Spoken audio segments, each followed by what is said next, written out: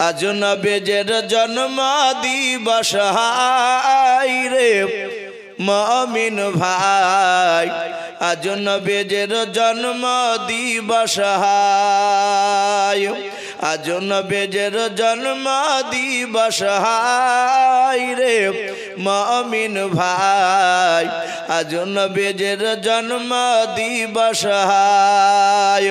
ওই রাতে বলে আমার হবে, ওই দিনে বলে আমার হবে, রাতে দিনে ঝগড়া করে যায় রে মুমিন ভাই, আজ নবীজির জন্ম দিবস হায়, আজ নবীজির জন্ম দিবস হায় রে মুমিন ভাই, আজ নবীজির জন্ম দিবস হায়। আমার আল্লাহ ডাক দিয়ে বলেন ওরে রাত দিন শুনে নাও, আমার নবীকে এমন টাইমে দুনিয়ার বুকে পাঠাবো, রাত তুই দাবি করতে পারবি না রাতের বেলা রসুল এসেছে, ওরে দিন তো দাবি করতে পারবি না দিনের বেলা রসুল এসেছে। ও বাপজি ভাইয়েরা, আমরা সকলে জানি ফজরের আজান, মুয়াজ্জিন যখন আজান দেয় আসসালাতু খায়রুম মিনান নাওম বলে না, ওই টাইমটাকে শুভে সাদেকের টাইম বলা হয়। না রাত না বাপজি আপনার দিন, ওই সকালবেলায় ভোরবেলায় আল্লাহর নবী জনাবে মোহাম্মদ রাসূলুল্লাহ সাল্লাল্লাহু তাআলা আলাইহি ওয়াসাল্লাম নাভি কাটা অবস্থায় এবং খতনা অবস্থায় দুনিয়ার বুকে জন্ম নিলেন। জোরে বলুন সুবহানাল্লাহ। নাভি কাটা অবস্থায় আমাদের বাচ্চারা সন্তানরা নাভি কাটা অবস্থায় জন্ম নেয়। বাপ বিশ্বনবী নাভি কাটা এবং খতনা অবস্থায় সিরাতে হালবিয়া কিতাব দিতে লিখেছে, আর রাহিকুল মাকতুম কিতাবটি তো এসেছে। নবীজি চলে আসলে আমিনা রাসূলকে কোলে নিলেন, ওই মেয়েগুলো বাপজি জান্নাতি কাপড় দিয়ে বাপজি জোড়ে ধরলে, মুশকে আম্বার লাগিয়ে দিলে, আমার দরদি রাসূলকে বাপজি চুমা দিয়ে চারটে মেয়ে আমিনাকে রেখে দিয়ে বাপজি কোলে দিয়ে চলে যাচ্ছে। আমিনা ডাক দিয়ে বলে ওগো বোনেরাও, কই তোমাদের পরিচয়টা আমাকে দিলে না? প্রথম নাম্বার মেয়েটা ডাক দিয়ে বলেছিল আমিনাও তুমি আমাকে চিনতে পারো না? বলে না। বলে আমি হযরতে আদম শফিউল্লাহ আলাইহিস সালামের অর্ধাঙ্গিনী বিবি হযরতে মা হাওয়া আলাইহা সালাম। হযরতে আমিনা দি তুমি এটাকে ডাক দিয়ে বলেছিলেন ও বোন তোমার পরিচয়টা দিয়ে দাও। দ্বিতীয় মেয়েটা ডাক দিয়ে বলেছিল বোন আমিনা আমাকে চিনতে পারো না? বলে নাও। বলে আমি হযরতে ইব্রাহিম খলিলুল্লাহ আলাইহিস সালামের অর্ধাঙ্গিনী বিবি, আমি হযরতে মা হাজরা আলাইহা সালাম। 2 নাম্বার 3 নাম্বার মেয়েটা ডাক দিয়ে বলেছিল বোন আমিনা তুমি আমাকে চিনতে পারো না? বলে নাও। বলে আমি হযরতে ঈসা রুহুল্লাহ আলাইহিস সালামের জন্ম দক্ষিণী মা হযরত মরিয়ম আলাইহা সালাম। 4 নাম্বার মেয়েটা মাথাটা নিচু করে দাঁড়িয়ে আছে। আমিনা ডাক দিয়ে বলেছিল বোন তোমার পরিচয়টা তুমি দিয়ে দাও। 4 নাম্বার মেয়েটা ফেলফাল করে আমিনার দিকে চেয়ে বলেন বোন আমার স্বামীর পরিচয় দিতে আমি বড্ড লজ্জা পাই। বলে লজ্জা পাওয়ার কারণ নাই, তুমি বলো। ওরা যে হাসতে হাসতে তারা আনন্দ করে বলেছে কেউ নবীর মাও, কেউ বলেছে নবীর স্ত্রী। ওরে বোন তোমার পরিচয়টা দিয়ে দাও। 4 নাম্বার মেয়েটা ডাক দিয়ে বলেছিল বোন সারা পৃথিবীর মানুষ আমার স্বামীকে কেউ ভালো বলে নাও। কোরআন শরীফে বাপ যে বেঈমানের নামটা পাওয়া যায়, যে বেঈমান কোরআন শরীফে বাপ যে পাওয়া যায়। দুনিয়ার বুকে বাপ যে খোদা দাবি করেছিল আনা রব্বুকুমুল আলা, ওই বেঈমান ফেরাউনের বাপজি বিবি হযরতে আসিয়া আলাইহা সালাম। বলুন সুবহানাল্লাহ। 4টে মেয়ে বাপজি তাদের পরিচয় দিয়ে তারা অদৃশ্য হয়ে গেল। এখন আমিনার কোলে বাপজি বিশ্ব রসুল এসেছে। আব্দুল মুতালিব তৎকালীন সেই জামানায় তিনি কাবা শরীফের মুতাল্লি ছিলেন। আমরা যাকে সভাপতি সেক্রেটারি সাহেব বলি, উনি মসজিদে নয় কাবা শরীফকে খুব ভালোবাসতেন। মক্কার লোকেরা বাপজি তাকে দায়িত্ব দিয়েছিলেন, উনি সৎ বলে, সৎ লোককে বাপজি দায়িত্ব দিয়েছিলেন। আজ আমাদের প্রায় জায়গায় মসজিদ বলেন মাদ্রাসায় বলেন সৎ ব্যক্তিকে বাপজি দায়িত্ব দেওয়া খুব কমই হয়। অনেক 2 নম্বর লোককে বাপজি দায়িত্ব দিয়ে বাপজি দেখা যায়, শোনা যায় যে মসজিদের টাকা মারিয়ে জমি কিনে নিয়ে সরনাবে। অনেকে মাদ্রাসার টাকা মেরে খেয়ে নেয়। কিন্তু বাপজি আমাদের যখন নেতা নির্বাচন করা হবে মসজিদ মাদ্রাসার, আমাদের একটু লক্ষ্য করা দরকার যে সে লোকটা সৎ কিনা, সে নামাজ পড়ে কিনা। কিন্তু আমরা সৎ ব্যক্তিকে আমরা গুরুত্ব দিতে চাই না। যদি গরিব মানুষ হয় তাহলে তো একবারই পাত্তা দিবে না। বাপজি আমার সোনা লালেরাও, হযরতে আব্দুল মুতালিব কাবা শরীফের মুতাল্লি ছিলেন, দেখাশোনা করার ওনাকে দায়িত্ব দেওয়া হয়েছিল। উনি শুনতে পেলেন ওনার আব্দুল্লাহর সন্তান হয়েছে, নাম রেখেছে মুহাম্মদ, বলুন সাল্লাল্লাহু আলাইহি ওয়াসাল্লাম। আব্দুল মুতালিব কোলে করে নিয়ে আছে, এত সুন্দর চেহারা, পূর্ণিমার চাঁদকে বাপজি হার মানাবে। নবীজির এত চেহারা, আল্লাহ রসুলকে কোলে করে নিয়ে আছে। আমি জানি না বাপজি আপনারা শুনেছেন কি না। অনেকে বাপজি ইউটিউব থেকে অনেকে বলছেন যে এসো ভাই আপনার জীবনী অনেক বক্তার শুনেছি, আপনারা শুনেছেন। এই যে রেকর্ডিং গুলো হচ্ছে, এদের সাথে হয়তো ব্যক্তিগত বাপজি আমার এদের সাথে কোনো ব্যক্তিগত সম্পর্ক নেই। তারা হয়তো তারা দৌড়ে এসেছে, তাদের হয়তো চ্যানেলগুলো বাপজি চালানোর জন্য। হয়তো আপনারা ইউটিউবে শুনেছেন কি আমার জানা নাই। রাসূলুল্লাহ বাপজি দুনিয়ার বুকে কটা মেয়ের দুধ পান করেছিল বাপজি জানা আছে আপনাদের কারো? একটু জোরে বলুন জানা থাকলে। আমার বিশ্ব নবী বাপজি দুনিয়ার বুকে জন্ম নেওয়ার পর দুধ পান করেছিলেন মাত্র 4টা মেয়ার। জোরে বলুন আলহামদুলিল্লাহ। কটা মেয়ার বললাম? 4টা মেয়ে। নবী আমার 4 মেয়ের দুধ পান করেছেন। কোন কোন মেয়ার সেগুলো বাপজি বলবো। প্রথম নাম্বার দুধ পান করলেন আমিনার পেট থেকে জন্ম নেওয়ার পর আমিনারই ওই রাত্রিবেলায় ভোরবেলার দিকে, প্রতিদিন সকালবেলায় বাপজি ভোরবেলাতে আবুল আহাবের বাপজি একটা দাসী ছিল, তার নাম ছিল সোয়াইবিয়া। কি নাম বললাম ভাই একটু জোরে বলে? সোয়াইবিয়া। প্রতিদিন বাপজি ওর বাড়িতে থাকতো, কিন্তু ওই রাত্রিবেলা ভোরবেলায় উঠতো। কিছু মানুষ আছে দেখেন বাপজি নামাজ না পড়লো ভোরবেলাতে বাপজি তার ঘুম হয় না, লোকের সামনে বলে যে ফজর আজান দিলি ঘুম হয় না। আর আমরা বয়স্ক লোকের মুখে শুনতে পাই যে ভোরবেলাতে নূরের বাতাস পাওয়া যায়। বলুন সুবহানাল্লাহ। বলে না নূরের বাতাস? কিছু মানুষ আছে বাপজি রাস্তা রাস্তা দৌড়ে বেড়াবে, ও পেট কমানোর লেগে দৌড়ে বেড়াবে, কিন্তু বাপজি মসজিদের পাহা দিয়ে 4-5 বার রান দিবে, হতভাগা নামাজ পড়তে ঢোকে না। এরকম আছে না নাই বলেন? অনেকেই আছে। ও নামাজ পড়তে যাবে না অথচ সে মুসলমান।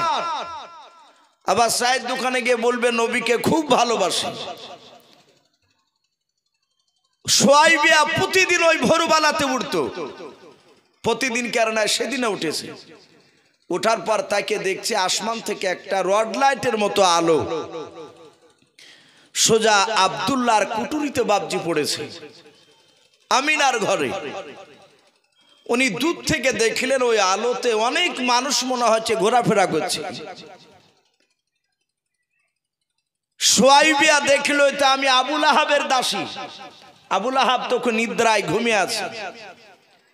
আমি যদি এখন ডাকতে যাই তাহলে আর ঘুমের ব্যাঘাত ঘটলে হয়তো আমাকে বকবে, মারবে। আর ঘুমের ব্যাঘাত আমি ঘটাবো না। ও ঘুমিয়ে থাকতে থাকতে একটু খোঁজটা নিয়ে আসে কি হলো ওখানে। সোয়াইবিয়া যত কাছে যায় তত বাপজি মানুষ দেখতে পাই না। সেরাতে হালবে কেতাবটিতে লিখেছে আল্লাহ রসুলকে বাপজি জান্নাত থেকে 70,000 ফেরেশতা রহমতের নবীকে স্বাগতম জানাতে এসেছিলেন। বলুন সুবহানাল্লাহ। মানুষরা চিনতে না পারলে জানতে পারলে আল্লাহ তো জানছেন যে ইনি নবী, আমার রসুলকে পাঠিয়েছি। আপনাদের যোগ্য মাওলানা সাহেব রয়েছেন, হাফেজ সাহেব পিলাস এবং আলেম কারি সাহেব মানুষ যারা উলামা বাপজি তারা পড়েছেন। মিরকাত বলে একটা বই রয়েছে, মান্তিকের কিতাব। জেনারেল শিক্ষিত ভাইয়েরা যারা একটু উচ্চ শিক্ষা শিক্ষিত হয়েছেন তারা জানেন যে দর্শন কাকে বলে। দর্শন বলে একটা সাবজেক্ট রয়েছে, এটা বাংলা আমরা বলি, ইংরেজিতে বাপজি ফিলোসফি বলি। তর্ক বিতর্কর বাপজি সেটা সাবজেক্ট। ওর ওই দর্শন বলেন আর ফিলোসফি বলে, তার যদি জ্ঞান না থাকে সে মানুষকে কথা বলে বোঝাতে পারবে না। অনুরূপভাবে ওই কিতাবগুলো ওই বই সাবজেক্টটা কি আমাদের মাওলানা ভাষায় বাপজি ওটাকে মান্তিক বলা হয়, যাকে ফালসাফার ইমাম বলি আমরা, যিনি লিখেছেন এই মান্তিক কিতাব। তে মিরকাত বলে বাপজি একটা বই রয়েছে, ওই বইয়ের বাপজি সারাতে নাই মতনে লেখা আছে খুতবায়। আল্লাহ রসুলকে প্রশ্ন করা হলো, হে রসুল আপনি কবে থেকে নবী ছিলেন? এই মুহাম্মদ সাল্লাল্লাহু আলাইহি ওয়াসাল্লামের কথা। আমার পূর্বেকার বক্তা হযরত মাওলানা আব্দুল্লাহ সাহেব বারাকাতুহুম আলিয়া উনি বলছিলেন নবী জীবনী বাপজি শুনতে গেলে সত্যি 1-2 দিনে শোনা সম্ভব নয়। তো মোটামুটি কথা একটু বাপজি একটু টাচ দিচ্ছি। তো আল্লাহ রসুল বলেন, এই সাহাবা আমি তখনও নবী রসুল ছিলাম যখন আদম শফিউল্লাহ আলাইহিস সালাম যখন পানি এবং মাটির সাথে মিশ্রিত অবস্থায়, আমরা যাকে কাদা অবস্থায় বলি, নবী বলছেন আমি তখনও রসুল ছিলাম। জোরে বলুন সুবহানাল্লাহ। তাহলে বাপজি রসুলুল্লাহ 40 বছর বয়সে নবুয়তটা বাপজি প্রকাশ হয়েছিল। তার আগে মক্কার লোকেরা জানতো না যে ইনি আখিরি জামানার রসুল। তা কিন্তু গাছ গুছালি জীবজন্তু পশু পাখি তারা চিনতে পেরেছিলেন। বলুন সুবহানাল্লাহ, ইনি রসুল। তা তো সোয়াইবিয়া বাপজি 1 পা 2 পা করে এগিয়ে এসে দেখছে বাপজি মানুষ নাই, বাড়ির ভিতরে বাপজি গুজগাছ করছে। কি ব্যাপার? সোয়াইবিয়া বাড়ির ভিতরে ঢুকে দেখে আমিনা কোলে বাচ্চা নিয়ে বসে আছে, এত সুন্দর চেহারাও। সাথে হাতে বাপজি কেতাবে লিখেছে আমিনার কাছে গিয়ে বাচ্চাটা কোলে নিল। আর বানতে হবে না মরণ থাক, ওনাকে দিয়ে দে, আমাকে আর বানতে হবে না। ডাক দিয়ে বললেন, সোয়াইবিয়া মনে মনে চিন্তা করছেন যদি এই বাচ্চাটা এত সুন্দর, এই ছেলেটা বড় হওয়ার পর লোকেরা প্রশংসা করবে, এই বাচ্চাটাকে নিয়ে যদি আমার স্তনে মুখ লাগে একটু দুধ পান করাতে পারতাম জীবনটাকে ধন্য মনে করতাম। বলুন সুবহানাল্লাহ। তাই সোয়াইবিয়া বলল, বোন আমিনা এই বাচ্চাটা আমাকে দিবা না? বলে কেন? বলে আমি একটু আমার স্তন থেকে দুধ পান করাতাম। বলে করা অসুবিধা নেই। নবীকে নিয়ে দুধ পান করালেন। তাহলে 2টো মেয়ে দুধ খাওয়া হলো। 3 নাম্বার, ওই আমিনার কাছে বাপজি ওই বাড়িতে আর একটা মেয়ে ছিল। কেউ বলেছেন আব্দুল্লাহর আপন বোন, কেউ বলেছেন তার বোন নয়, তার বাড়ির বান্দি দাসী ছিল। বেশিরভাগ উলামারা লিখেছেন আব্দুল্লাহর ওটা বোন, নাম ছিল বাপজি উম্মে আইমন। কি নাম বললাম? উম্মে আইমন। উম্মে আইমন দেখলো একটা পাশের বাড়ি আবু লাহাবের দাসী সোয়াইবিয়াও এসে দুধ পান করালো। আর আমার ভাই আব্দুল্লাহ আমিনাকে বিয়ে করে নিয়ে আসার পর থেকেই আমার বান্ধবী হয়েছে। আমি এর সাথে অনেক উঠা বসা করেছি, আর আমি দুধ পান করাতে পারবো না? উম্মে আইমন বলল, আমিনা কিছু মনে না করলে আমি তোমার ছেলেকে নিয়ে আমার স্তন থেকে দুধ পান করাতাম। বলে অসুবিধা নাই, খাওয়া। উম্মে আইমান পান করালেন, তাহলে তিনটে হলো। 4 নাম্বার আসছে মক্কা নগরে বাপজি সেই সময় একটা প্রথা ছিল, একটা বাতাস বইতো মক্কা নগরে, বাতাসটাকে লুহ বাতাস বলা হয়। লাম ওয়াও হা, লুহ শব্দের অর্থ হচ্ছে দূষিত।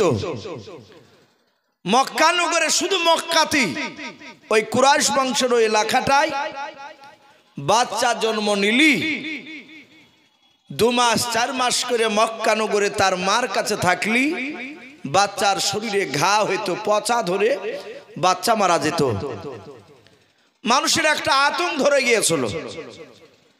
এই যে কয়েক বছর আগে বাপজি করোনা গেল, বাসে খুক খুক করে কাশলে মানুষ চাদরটা দিয়ে ঢাকে, কাশিওয়ালা লোক হলে ওর কাছ থেকে 10 হাত দূরে গিয়ে দাঁড়াইতো ভয়। এমনই মানুষের বাপজি আতঙ্ক ধরে গিয়েছিল।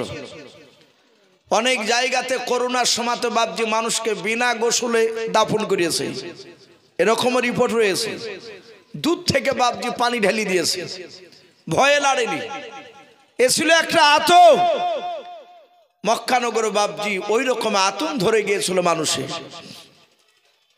সেই সময় মুরুররা দেখেছিল মক্কার বাচ্চা মক্কার বাইরে চলে গেলে অন্য জায়গায় গিয়ে মানুষ হতো, সে বাচ্চাটা বেঁচে যেত, মরতো না। তাই তারা আইন চালু করেছিল মক্কার মেয়েরা বাচ্চা জন্ম দিবে, মানুষ করবে অন্য দেশের মায়েরা, দাইমারা। ওরা যে মানুষ করবে তার বিনিময়ে বাপজি তারা মোটা অঙ্কের টাকা পাবে।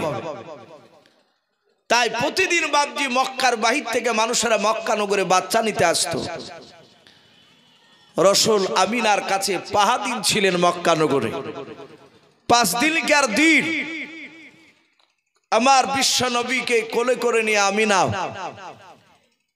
রাস্তার ধারে বাপজি দাঁড়িয়ে আছে। আপনাদের যেমন মেন লালবাগের এই কদম শরীফ, যে আপনার এই যে কুর্মিতালা যে মোড়, এইরকম বাপজি রাস্তার ধারে বাপজি দাঁড়িয়ে আছে আমিনা।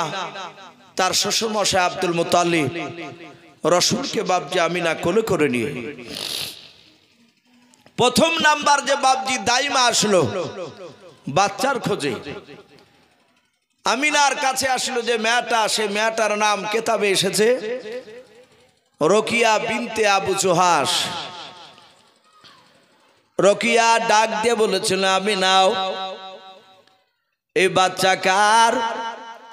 আমিনা বলেছিল বাচ্চা আমার। বলে বাচ্চাটা কি দিবা নাও? বলে দার জন্নতি দাঁড়িয়ে আছে। হযরত রকিয়া বিনতে আবু জোহাস মেয়েটাও আল্লাহর রসুলকে বাপজি কোলে নিয়ে বাপজি চুমা দিতে শুরু করে দিলাও। এমন ভাবে ভালোবাসা বাপজি দিতে লাগলো, আদর স্নেহ করতে লাগলো। লাস্ট বেলায় বলেছিল গো বোন আমিনা এই বাচ্চা আমি নিয়ে যাবো, আমাকে কি দিবা না? বলে কেন দেব না, দেওয়ার জন্য তো দাঁড়িয়ে আছে। ডাক দিয়ে বলেছিল রে বোন আমিনা আমি বাচ্চা নিয়ে যাব, তার পূর্বে একটা কথা বলে, বাচ্চার আব্বা দুনিয়ার বুকে কি কাজ করে একটু খুনে বলো। হযরতে আমিনা ডাক দিয়ে বলেছিল আমার বোন রকিয়াও এই ছেলেটার আব্বা দুনিয়ার বুকে বেঁচে নাই, মারা গিয়েছে, কোনো কাজ করতে পারে নাই। ছেলের আব্বা মারা গেছে, সিরিয়া ব্যবসা করতে গিয়ে আর জিন্দা ফিরে আসে নাই। রকিয়া শোনার পর ডাক দিয়ে বলল আমিনা এই বাপ মরা ছেলে এতিম বাচ্চা ছেলে নিয়ে গিয়ে কোনো মোটা টাকা পাওয়া যাবে না। ওরে আমিনা তোমার বাচ্চা তুমি নিয়ে নাও, আমি অন্য বাচ্চা নেব যে বাচ্চার আব্বা বেঁচে আছে, মোটা টাকা ইনকাম করে। হযরত বাপজি আমিনাকে ফেরত দিয়ে বাপজি চলে গেল রকিয়াও। দ্বিতীয় নাম্বার আর একটা মেয়ে বাপজি এসেছিল, ওই মেয়েটার নাম কেতাবে লিখেছে ফাতেমা বিনতে আবু কুবা। ফাতেমা বলে বাপ যে দাইমাটা এসে বলেছিল আমি নাও, এই বাচ্চাকে আমাকে দিবা না বলে কেন দিব নাও?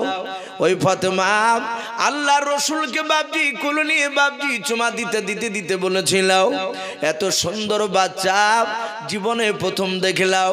ওরে আমি না, এই বাচ্চা আমি নিয়ে যাব বলে নিয়ে যাও। যার সময় ডাক দিয়ে বলেছিল বোন আমি নাও, এই ছেলের আব্বা পৃথিবীর বুকে কি কাজ করে বললাও? যখন বলে ছেলের আব্বা বেঁচে নাই মারা গিয়েছে, আর সঙ্গে সঙ্গে হযরত ফাতেমা ওই রোকিয়া দাইমার মতো বাপজি বাচ্চা ফেরত দিয়ে চলে গেল। এইভাবে এক না দুই নাই, সন্ধ্যা বাপজি লাগতে লেগেছে, সূর্য লালি দেখা দিয়েছে। বাবা হযরত বাপজি আমিনার কাছে এক নাই দুই নাই 70টার ওপরে বাপজি দাইমারা আল্লাহর নবীকে বাপজি সবাই নিব বলেছিল। যখন শুনেছিল নবীজির আব্বা বেঁচে নাই, তখন বাবা ওই 70টার ওপরে দাইমা তারা বিশ্ব নবীকে কেউ নাই না, সবাই ফেরত দিয়ে বাপজি চলে গেল। আমিনা রসুলকে কোলে করে নিয়ে কাঁদছে, ওগো মাওলা, अगर रब्बुल आलामीन তুমি কেনই বা বাচ্চা দিলে এত সুন্দর? এই বাচ্চার আব্বাকে কেন তুমি কেড়ে নিলে? এই যে বাপ মারা বলে কেউ নিল না, 70টার উপরে দাইমা সবাই ফেরত দিয়ে চলে গেল। অটোমেটিক বাপজি নার্ভাস হবে, দুঃখ করবে, এটা সবাই। আব্দুল মুতালিবকে বলছেন আব্বা আমার ছেলেকে আর বাঁচানো যাবে না, এই ছেলেকে মনে হয় আর কেউ নিবে না। বলে মা কাঁদিস না, নিশ্চয় দাইমা আল্লাহ পাঠিয়ে দিবে, আল্লাহ নিশ্চয় দাইমা পাঠাবে। বলে কখন আসবে? তো সন্ধ্যা লেগে গিয়েছে, আজ যদি না নেয় আগামী কালকে আবার, আগামীকাল রাস্তায় দাঁড়িয়ে থাকলে এই মেয়েরা আর আমাদেরকে একবার মুখের কথা জিজ্ঞাসা করবে না, আর মনে হয় দাইমা নেই। কিতাবে লিখেছে বাপজি ওই সমাতার একটা দাইমা ছিলেন, ওই 70-এর মধ্যে এসেছিলেন না উনি, ওনার নাম কিতাবে লিখেছে হালিমাতু সাদিয়া রাদিয়াল্লাহু তাআলা আনহা। এ হালিমার স্বামী সাঈদ, এরা দুজনায় পাতলা দুবলা উঠে চেপে এসেছিল। ওরা অর্থ কাঠামো খুব ভালো ছিল না, তাদের গরিব মানুষ খুব। কিন্তু হালিমাতু সাদিয়ার একটা বাচ্চা ছিল, তার নিজে জন্ম দিয়েছিল, সেও দুধের বাচ্চা। বাচ্চা জন্ম না দিলে তো বাচ্চাকে মানুষ করতে পারবে না দুধ খেয়ে নিজে। সে বাচ্চাটার নাম ছিল বাপজি আব্দুল্লাহ। কি নাম বললাম? ওই হালিমার বাচ্চা নাম আব্দুল্লাহ। বাচ্চাকে বাড়িতে রেখে এসেছে, যার একটা বাচ্চা নিব মক্কা নগরে, দুই বাচ্চাকে একসঙ্গে মানুষ করব, একটা আমারটা তো মানুষ হবি, তার সাথে হাতে পরের আর একটা বাচ্চাকে মানুষ করলে তার বিনিময়ে মোটা টাকা পাবো, আমাদের সংসারে কাজে লাগবে। হযরতে হালিমাতু সাদিয়া গোটা মক্কা বাপজি অলিগলি ঘুরিয়ে একটা বাচ্চার সামনে পড়েনি। সন্ধ্যা লেগে গেছে, মক্কার চৌরাস্তার মোড়ে এসে দাঁড়িয়েছে হালিমাতু সাদিয়া। হযরতে বাপজি আপনার হালিমাতু সাদিয়া তার স্বামী সাঈদকে বলছেন, ওগো প্রাণের স্বামী, সকাল থেকে টোটো করে ঘুরিয়ে বেড়িয়ে একটা বাচ্চা পড়েনি সামনে, উঠো বেশি চলতে পারে নাই।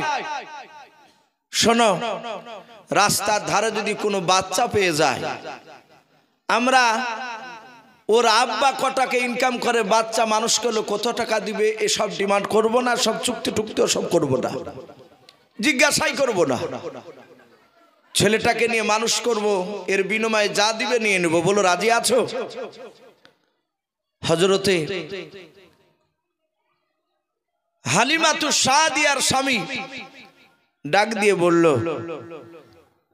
এ বিবি তুমি যাতে রাজি আমিও তাতে রাজি। এই প্রজেক্ট ম্যান নাই নাকি? ফোন হয়েছে তো বাপজি আমার সুলা লালেরাও। হযরতে হালিমাতু সাদিয়া বলল অসুবিধা নাই, সাঈদে বলল অসুবিধা নেই।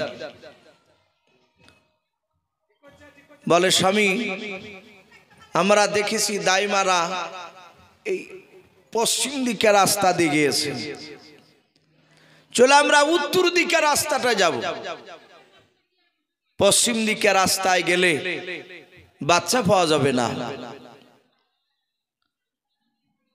ভাইরা আমার, বাবা জীবনেরাও, হালিমাতুস সাদিয়া বলে আমরা উত্তর দিকে রাস্তার দিকে যাব বলে রওনা দিলাম। হঠাৎ করে দেখলাম উটটা উত্তর দিকে রাস্তার দিকে, বাবা আপনার একেবারে পশ্চিম দিকে রাস্তার দিকে দৌড়াতে শুরু করলাম। হালিমাতুস সাদিয়া বলেছিল, স্বামী গাও, পশ্চিম দিকে আমরা যাব না। অনেকগুলো দাইমাকে যেতে দেখেছে সকালবেলায়, ওই রাস্তায় মনে হয় একটা বাচ্চা পাওয়া যাবে না। ওগো স্বামী, উটের লাগাম ধরে খিচে তুমি কি করো, পেছন দিকে টান দাও, উত্তর দিকে নিয়ে চলাও। হালিমাতুস সাদিয়া বলেন, আমরা স্বামী স্ত্রী দুজনায় সব শক্তি ব্যয় করে বাপজি উটকে রুখতে পারলাম না। উটের লাগামকে ধরে টেনে বাপজি ঘোরাতে পারলাম না। উটের এত শক্তি দিয়েছেন ওই সময় আল্লাহ, উটকে যত টানে উঠ তত চিহি চিহি করে রে বাবা। উটের ভাষায় উট বলতে চায়, রে আল্লাহর বান্দা বান্দিরাও, ওই 70টা দাইমা যারা গিয়েছিল তারা হচ্ছে হতভাগিনী, তারা কপাল ফাটা, তারা বিশ্ব নবীকে কেউ চিনতে পারে না। সঙ্গে সঙ্গে বাপজি তারা আপনার ওইভাবে কথা বলে, উটের চিহি চিহি করা বাপজি ভাষা তারা কেউ বুঝতে পারে নাই, আমরাও বুঝতে পারি নাই। উটটা বাপজি দৌড়ে চলে যায়। হালিমাতুস সাদিয়ার শাহিদ বলে আমরা দুজনাই দেখলাম উটটা দৌড়তে দৌড়তে দৌড়তে দৌড়তে গিয়ে বাবা অনেকটা দূর বাপজি উটটা দৌড়ে যাওয়ার পর হঠাৎ করে দাঁড়িয়ে গেল, মাথাটা উঁচু করে আকাশের দিকে বাপজি তুলে ধরলাও। যাহাতে বাপজি মাথাটা উঁচু করে ধরলো উটটাই, আমরা লক্ষ্য করে দেখলাম দূরে দুটো মানুষের মাথা দেখতে পাওয়া যায়। হালিমাতুস সাদিয়া বলে দেখলাম আবার উটটা দৌড়াতে শুরু করলো। উটটা দৌড়ে যাওয়ার পর একেবারে বাপজি আমিনার কাছে গিয়ে মাথাটা নত করে উঠে বাপজি নবীজিকে উটের ভাষায় আল্লাহর নবীজিকে সালাম জানালেন। জোরে বলুন সুবহানাল্লাহ। হযরতে হালিমাতুস সাদিয়া ডাক দিয়ে বলেন, আমিনা, এই বোন এই বাচ্চা কার? বলে বাচ্চা আমারকে দিবা না কেন? কি আমাকে বনে কেন দিব না? হযরতে হালিমাতুস সাদিয়া বলেন, যাতে নবীজিকে নিলাম ধরলাও। সঙ্গে সঙ্গে হালিমাতুস সাদিয়া বলেন, আমার গোটা শরীরখানা ক্লান্ত হয়েছিল, গরম হয়েছিল, যখন আমি নবীজিকে কোলে নিলাম গোটা দেহটা শীতল হয়ে গেল, ঠান্ডা হয়ে গেল। জোরে বলুন সুবহানাল্লাহ। আল্লাহ ভাই একটু জিকির করুন, লা ইলাহা ইল্লাল্লাহ, লা ইলাহা, একটু মাঝে জিকির করে নি, লা ইলাহা, আরো জোরে লা ইলাহা, লা ইলাহা ইল্লাল্লাহ, লা ইলাহা ইল্লাল্লাহ, লা ইলাহা ইল্লাল্লাহু মুহাম্মাদুর রাসূলুল্লাহ সাল্লাল্লাহু তাআলা আলাইহি ওয়াসাল্লাম। নবীজিকে বাপজি কোলে নিয়েছেন। হালিমা বলছেন শরীর আমার ঠান্ডা হয়ে গেছে। আল্লাহর নবী জনাবে মুহাম্মদ রাসূলুল্লাহ সাল্লাল্লাহু তাআলা আলাইহি ওয়াসাল্লামকে হালিমাতুস সাদিয়া নবীজিকে কোলে নিয়ে বাপজি চুমা দিতে লাগলেন। আমার আমিনা হালিমাতুস সাদিয়া চুমা দেওয়া দেখে কান্না শুরু করলেন। হালিমা ডাক দিয়ে বলেছিল, বোন আমিনাও, আমি তোমার ছেলেকে মহব্বত করেছি, চুমা দিছি, আর তুমি কেন আমার দিকে চেয়ে চেয়ে কেন কান্না করেছো বলো? আমিনা বলে, বোন হালিমা, তোমার মতো এক নাই দুই নাই, তোমার আগে 70টা দাইমা তোমার মতোই তারা চুমা দিয়েছিল। শেষের বেলায় তারা জিজ্ঞাসা করেছিল ছেলের আব্বা কি করেন বলো। যখন বলেছিলাম ছেলের আব্বা বেঁচে নাই, ওই সময় আমার ছেলেকে আর কিনাই নাও, তারা ফেরত দিয়ে চলে গিয়েছিল। ওরে হালিমা, আমার মনে হয় ওই তোমরা ওই 70টা দাইমার মতো তোমরাও হয়তো লাস্ট বেলায় তুমিও চুমা দিয়াও। ছেলের আব্বা মারা গিয়েছে, সে হয়তো ছেলেটা নেবা না, আমার ছেলেকে হয়তো ফেরত দিয়ে চলে যাবা। ওরে বোন, এই জন্য আমি কাঁদছি। হযরতে হালিমাতু সাদিয়া নিজের কাপড়ে আঁচল দিয়ে বাপ জাবির আর চোখের পানি মুছে দিলেন। বললেন, বোন কাঁদিস রে, আমি দুঃখে নেই, আমি গরিব, আমি অর্থহীন, আমার বেশি টাকা পয়সা নেই। আমার একটা ছেলে আছে আব্দুল্লাহ, আমি তাকে দুধের সন্তান বাড়িতে রেখে এসেছি একটি ছেলে নেওয়ার জন্য। এই আমি নাও, তোমার ছেলেকে আমার ছেলের চেয়ে বেশি ভালোবাসবো, বলুন আলহামদুলিল্লাহ। টাকা লাগবে না, তুমি যা পারবা তাই দিও, চিন্তা করো না, যদি দিতে না পারো তাও অসুবিধা নেই। আল্লাহ রাসূলকে বাপজি আমিনার কাছ থেকে নিয়ে চলে গেলেন। হালিমাতু সাদিয়া বলে, আমার 6টা ছাগল ছিল বাড়িতে, কেউ বলেছেন 7টা, 6-7টা ছাগল। তার স্তনগুলো শুকিয়ে থাকতো, দুধ হতো না, পেট ভরে বাপজি খাবার খেতে দিতে পারতাম না। ওই এলাকাতে বাপজি খুব বেশি ঘাস ছিল না, এমন যে ঘাস ছিল আর অনেক মানুষের ছাগল ছিল, দম্বা ছিল, উট থাকতো, সবার পেট ভরতো না। হালিমাতু সাদিয়া বলেন, আমি নবীকে কোলে করে নিয়ে যাহাতে আমার এরিয়ার মধ্যে পৌঁছালছি, আমি আমার বাড়ির দিকে গেলাম। দেখলাম আমার ছাগলগুলো আগে থেকে দাঁড়িয়ে তারা আনন্দ করছে, আর স্তনের দিকে তাকিয়ে দেখলাম আল্লাহ রসুলের বরকতে অটোমেটিক আল্লাহর কুদরাতে ওই ছাগলগুলোর স্তনে দুধে ভরপুর হয়ে গিয়েছিল, বলুন সুবহানাল্লাহ। হালিমাতু সাদিয়া বলেন, আমার তকদির পাল্টাছে তা বুঝতে পেরেছি। বাড়ি নিয়ে গেলে, বাড়ি নিয়ে যাওয়ার পরে পাড়ার লোকেরা আলাঙ্গনা শুরু করে দিয়েছে, হালিমা ছাগল বিনা ঘাসে পেট ভরে কি করি, আর ওই যে স্তনে দুধ ভরে যায়। পাড়ার মেয়েরা বলে যে হালিমার ছাগল যেখানে থাকবে ওখানে বাঁধিয়ে দিব আমরা, দেখি পেট ভরে কিনা। তাফসীরে লিখেছে তার বরকতে ওদের ছাগলের বাপজি পেট ভরে যেত, বলুন সুবহানাল্লাহ। এ ছিল নবী।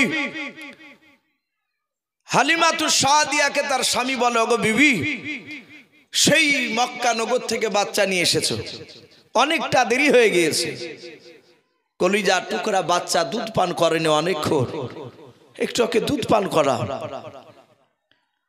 আল্লাহর নবীকে বাপজি হালিমাতু সাদিয়ার ডান দিকের স্তনে মুখটা লাগিয়ে দিন, উনি দুধ খেতে শুরু করলেন। দুধ খাওয়া যাওয়ার পর দুধ যখন বাপজি খাওয়া হয়ে গেল, হালিমাতু সাদিয়া নিজের বাম দিকের স্তনে মুখটা লাগাতে গেলেন। হালিমাতু সাদিয়া দুধ এত চেষ্টা করে খাওয়াতে গেলেন বাম দিকের স্তনটায়, শত চেষ্টা করে দুধ আর খাওয়াতে পারলেন না, বলুন সুবহানাল্লাহ। আল্লাহ রসুল বাম দিকের স্তনে মুখ লাগালেন না। রসুলকে আল্লাহ জানিয়ে দিয়েছেন, হে রসুল, যে মেয়েটার আপনি দুধ পান করছেন ডান দিকে আর স্তনে, বাম দিকটা রেখে দেন, আপনার আর একটা দুধ ভাই আছে, ওই মেয়েটারই ছেলে, সে বাম দিকের স্তনটা মুখ লেগে দুধ খেয়ে বড় হবে, বলুন সুবহানাল্লাহ। আমাদের মা বোনেরা দেখেন, বাচ্চাকে দুধ খাওয়ালে একটা স্তন খেয়ে ছেড়ে দেয় না। বুড়ো মেয়েরা থাকলে, বুড়ি মেয়েরা যারা পাশে থাকে, দাদি সম্পর্কে হয়, তারা বলে ভাত খাওয়ালি তরকারি খাওয়ালি নিয়ে মানে দুটোতেই মুখ দেওয়াতে হয়। কিন্তু ভাই কিছু মনে করবেন না, এখন এটা শোনা যাচ্ছে আর প্রায় মানুষই বাপজি এটা শুনতে পাচ্ছে। এখন 100টা মেয়ে যদি বাচ্চা জন্ম দেয় তো 95টা মেয়ে তার স্তনের দুধ বাপজি খাওয়াতে চাইছে না, ও তোলা খাওয়াইছে। লোকের সামনে বলছে যে আমার স্তনে দুধ নাই, দুধ পায় না, যে মানে ও বুড়ি হবে না, বুঝলেন, ও জওয়ানই থাকতে চাইছে। এটা হচ্ছে উদ্দেশ্য ওদের। হযরতে হালিমাতুস সাদিয়া উনি বলেন যতদিন দুধ পান করেছে আমার মুহাম্মদ সাল্লাল্লাহু আলাইহি ওয়াসাল্লাম ওই ডান দিকটা ছাড়া বাম দিকটা মুখ লাগে খায়নি। বলুন সুবহানাল্লাহ। নবী আস্তে আস্তে বড় হলে হালিমাতুস সাদিয়ার বাড়িতে 2 বছর 28 মাস বাপজি পার হয়ে গেল। নবীজি দুধ খাওয়া একেবারে বন্ধ করে দিয়েছিলেন। রসুলের বয়স তখন বাপজি 4 বছর। ক বছর বললাম? 4 বছর। রাত্রিবেলা বিশ্বনবী শুয়ে আছেন, বেশ একটু নবীজি গুটগুটিয়া সন্তান পাড়াতে বাপজি হেঁটে বেড়ায়। হালিমাতুস সাদিয়া সব সময় সাথে করে নিয়ে বেড়ায়। রসুলের ছোট থেকে তার আখলাক চরিত্র গুণাবলী, লোকেরা রসুলের ব্যবহার থেকে তারা মুগ্ধ হতো। পাড়ার ছেলেরা নবীজির সাথে খেলাধুলা করতে আসতো এবং খেলা করতে কার বলতো, হে ভাই মুহাম্মদ সাল্লাল্লাহু আলাইহি ওয়াসাল্লাম মাঠে যাবে না আমাদের সঙ্গে? নবী বলতেন আমার মা আমাকে যেতে দিবে না, হালিমা যেতে দিবে না। কিতাবে লিখেছে হালিমাতুস সাদিয়ার ছেলে আব্দুল্লাহ 4 বছর পর উনি ছাগল চড়াতে যায়। তার মার ছাগলগুলো 6-7টা ছাগল নিয়ে যায়। সারাদিন ছাগল চড়ে এসে সন্ধ্যাবেলায় বাড়ি আসে। সারাদিন টোটো করে ছাগল চড়াতে গিয়ে শরীর ব্যথা হয়ে যায়। সন্ধ্যাবেলায় খাওয়া দাওয়া করে বাপজি রাসূলুল্লাহ যেখানে শুয়ে থাকে নবী আমার, ওই জায়গায় আব্দুল্লাহ গিয়ে নবীর গলা ধরে শুয়ে থাকে। বলুন সুবহানাল্লাহ। নবী বলেন, আব্দুল্লাহ ভাই, সারাদিন তোমাকে দেখতে পাওয়া যায় না, রাত্রিবেলায় এসে আমার গলা ধরে শুয়ে থাকে, ব্যাপারটা কি? বলো ভাই, তোমার গলা ধরে শুলে আমার শরীরের ব্যথা ভালো হয়ে যায়। একবার বলবেন না সুবহানাল্লাহ? অত বরকতময় নবী শুয়ে আছে তার কাছে। নবী বলেন, দিনে কোথায় যাও? বলে ছাগল চড়াতে যায়। কার ছাগল? বলে আমাদেরই, মার ছাগল, আব্বা ছাগল। বললো ভাই, যেই মার দুধ খেয়ে তুমি বড় হয়েছে সেই মার দুধ খেয়ে আমিও তো বড় হয়েছি, আমিও যাব। পাড়ার ছেলেদেরকে বলল, আমার ভাই মুহাম্মদ সাল্লাল্লাহু আলাইহি ওয়াসাল্লাম মাঠে ছাগল চড়াতে যাবে। পাড়ার ছেলেরা খুব আনন্দিত, সবাই আসলে এসে আল্লাহর দরদি নবীর কাছে বাপজি নয় হালিমাতুস সাদিয়াকে বলেন, মা তোমার ছেলেকে দাও, আমরা মাঠে ছাগল চড়াতে যাব, ভাইকে নিয়ে যাব। হালিমাতুস সাদিয়া বলেন, বেটা নিয়ে যাও, কিন্তু সাবধানে, আমার ছেলেকে যেন রোদ্দুর না লাগে। রোদ্দুর লাগবে না, খুরমা পাতার তাজ বানিয়ে মুহাম্মদ সাল্লাল্লাহু আলাইহি ওয়াসাল্লাম ভাইয়ের মাথাতে পরে দিব, রোদ্দুর লাগবে না। বলুন সুবহানাল্লাহ।